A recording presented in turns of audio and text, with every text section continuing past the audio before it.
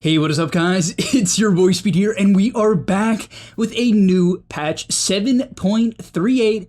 Thank gosh, it's not 7.37 LK, some letter.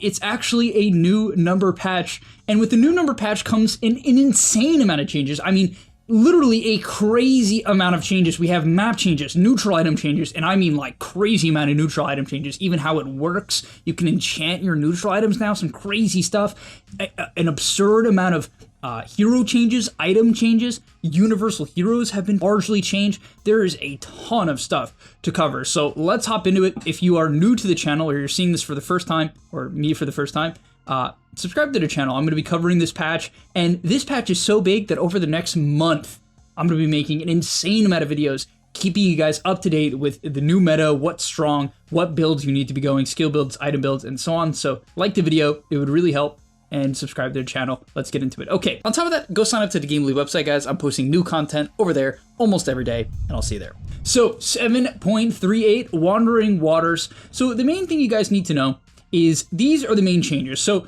honestly, by looking at the map, you can kind of see most of what you need to know. I wouldn't say that this is as overwhelming as it might seem. Roche is now in the middle of the map here.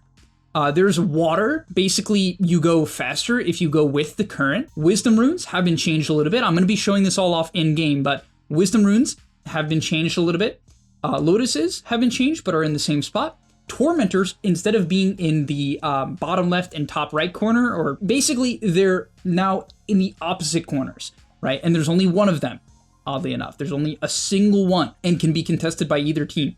And finally, there is new neutral camps. As you'll see, there's these fishy guys, which we're going to talk about. So that's mainly what you need to know. It's not as crazy as you might think. It's very, very cool. I think it's going to be super fresh and interesting. But the first thing is that the water makes you go faster if you're going downstream. If you're going upstream, it doesn't slow you down. You just don't get any sort of boost. So that's all you need to know there. Next up, there's these new creatures. It's just a new neutral camp. It's nothing too crazy. They have some interesting abilities. And as the game goes on, they evolve and they get bigger and bigger. So it's like it's an evolving camp, essentially. You know, it's fish, whatever. Nothing too crazy. Next up, I love this change, and I mean love. So the Wisdom Runes and the Lotus worked the same now. They kind of work like an overthrow orb, if you know what I'm talking about, where in order to capture it, it's not just a click, you have to stand in it for a certain amount of time. And if an enemy is inside of it, it will not tick. And so basically you have to kick out all enemies before you can actually capture a Wisdom or a Lotus. Why is this cool? Well, there's a lot of reasons. Number one, certain heroes were just too good at getting Wisdom runes, stuns, or even things like ping, right? For instance, I play in Europe and I'm from North America. I would just get outclicked by people with better ping than me, and it was very frustrating. So a change like this really balances the tide for a lot of heroes and even different region players. So I think it's super awesome, and it incentivizes people to fight even more. You can't just send some cheesy position 5 to go, you know, in a very clowny way, steal double wisdom and break the game at minute 7 based on, I don't want to say luck, because it wasn't fully luck, but frequently there was a lot of elements of luck in it. And so yeah, it's a nice change in my opinion, a lot more skill based, and the Lotus is the exact same thing. You have to be alone in the pool or with a teammate in order to capture the Lotus, as you can see here, right? They have to fight for it, and then he'll be able to take it after. Roshan is in the middle of the map.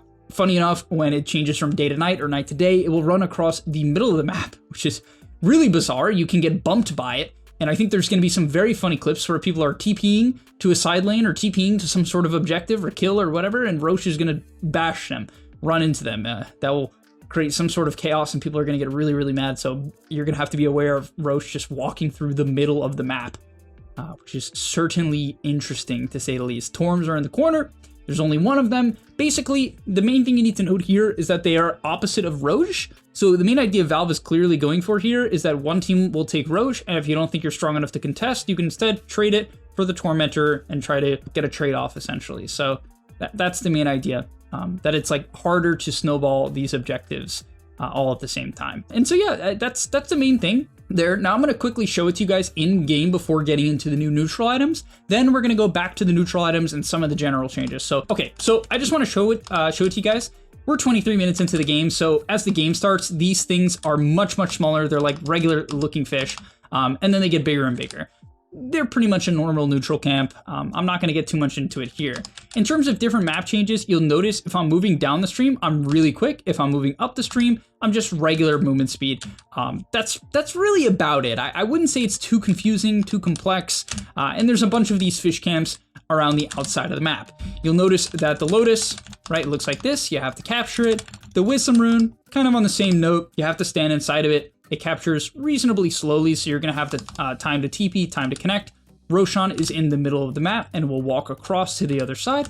Tormentors are deep in the corners next to the gates, which is also a little different, right? The gates are now, instead of being like underneath the tower here, they're around and to the side, which I would say a couple things about that. It's actually going to be easier to scout. There's going to be a lot of wards you can place that are hard to deward. One of my big problems with the Twin Gate is if you wanted to ward the Twin Gate, it would instantly get dewarded because there was only one place, the high ground, in order to scout it, which was kind of annoying because, well, yeah, it would just always get dewarded. Now you can scout it with a ward here, here, here, right? You have a lot of options.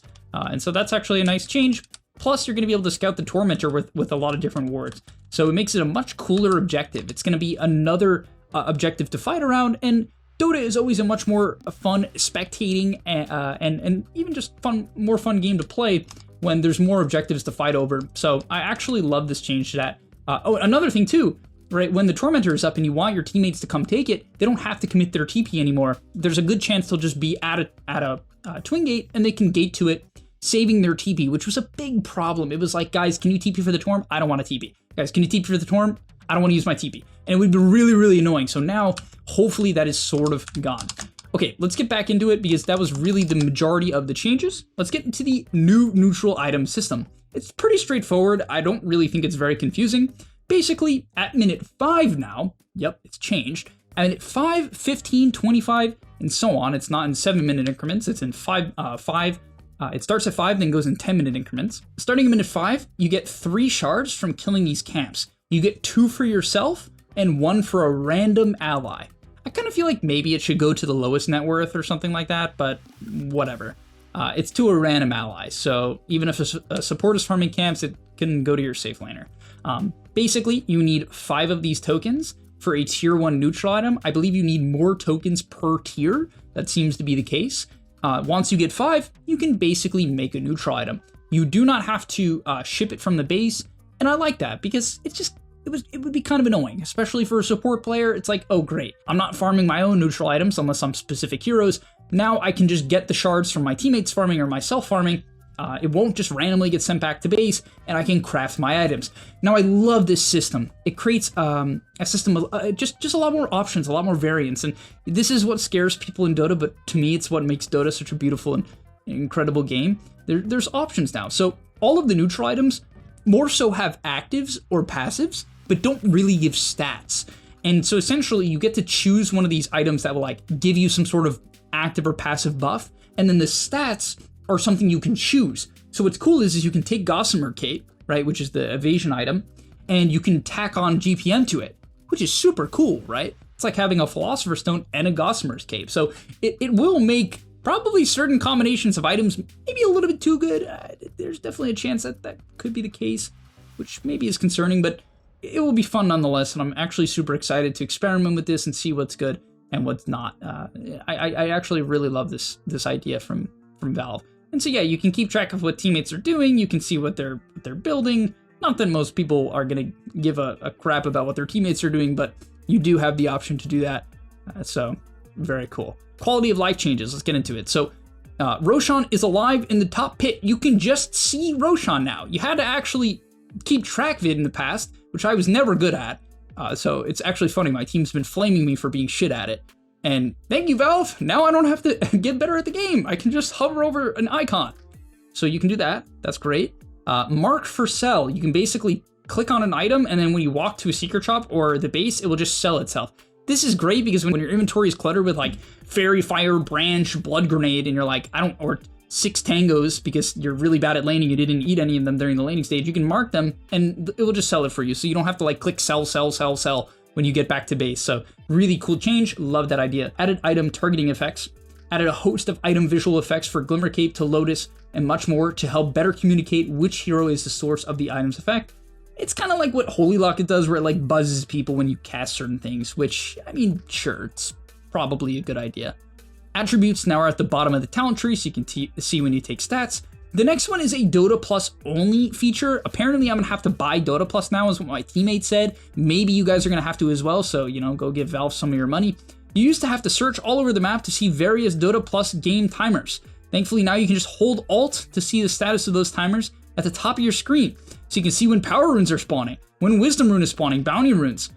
It's seeming, I believe this is neutral camps, I want to say. I don't know why it doesn't say it, but that's fine. So yeah, Power Runes, Wisdom Rune, Bounty Rune, Lotus, and I assume neutral camp spawn? That's probably the biggest one for me, just being able to keep track of like, oh, is the stat coming up? Because that's like the most frequent timer, and you have to like, I mean, that is something like, in order to get to the top of Dota, I've almost mastered. My brain is like constantly, I actually have a good amount of intuition on just when the stack timer is coming up, but it's quite annoying.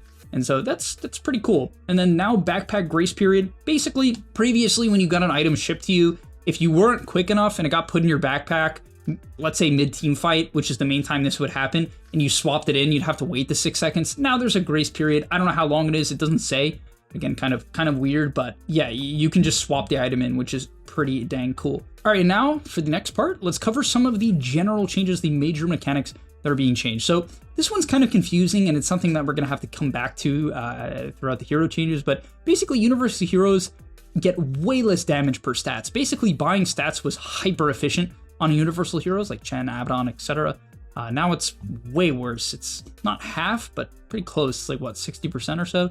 Pretty rough. As a result, many heroes have had their base damages and attributes changed. So essentially, they're going to have, Universal Heroes will have better base stats, but buying stats essentially is going to be far worse. Skill points can now be spent on all attributes starting at level 2 instead of level 6, which I don't actually know what heroes are going to use this, but sure, maybe Morphling, unless they changed Morphling. Reflected spells now benefit from all bonuses the original caster had, including the following: caster's facet upgrades, bonuses from talents, Aghanim Shard and Aghanim Scepter upgrades. So basically this means to me that Lotus Orb is just a way better item. I mean, there's not a lot of things that reflect spells besides like Animage Facet, Lotus Orb, Mirror Shield if it's still in the game, which is an item that basically never even comes up. So, I mean, this just reads as neutral item buffs. I mean, maybe there's probably some other heroes as well that I'm not remembering in the moment, but yeah. Slow resistance now also increases minimum movement speed by the slow resist percentage. Wow, so slow resist even better now. Slow resistance increases your minimum movement speed from 100 to 120. Oh, I see. So 20% resistance gives you better base. I mean, that's pretty good. It will occasionally make the difference.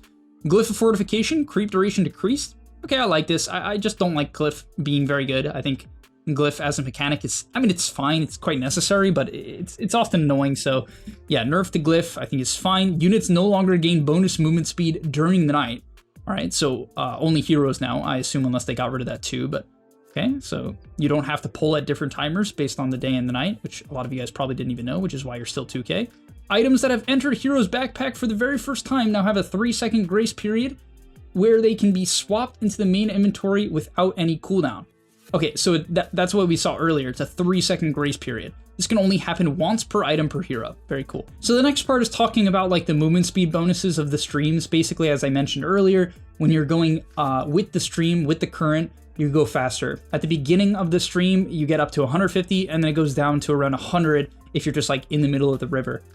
You'll figure that out. That's just kind of something you'll get the feel for. It's not too crazy. Basically, at the start of the stream, you go even faster. All right, next up, let's talk about Roshan. So not only does he walk through the middle of the map, I'm just going to break this down for you guys. I'm not going to read every single line. I'll just give you the recap. Not only does he walk through the middle of the map, if he bumps into you, he will pick you up and throw you. And it does a flat 200 pure damage, stuns you, and for every minute of the game, it does a percentage of your current health. So it seemingly won't kill you, but basically it will destroy you. Especially late game. I don't know how it works, but maybe it can one-shot you at some point in the game. I don't exactly know, but that would be pretty funny.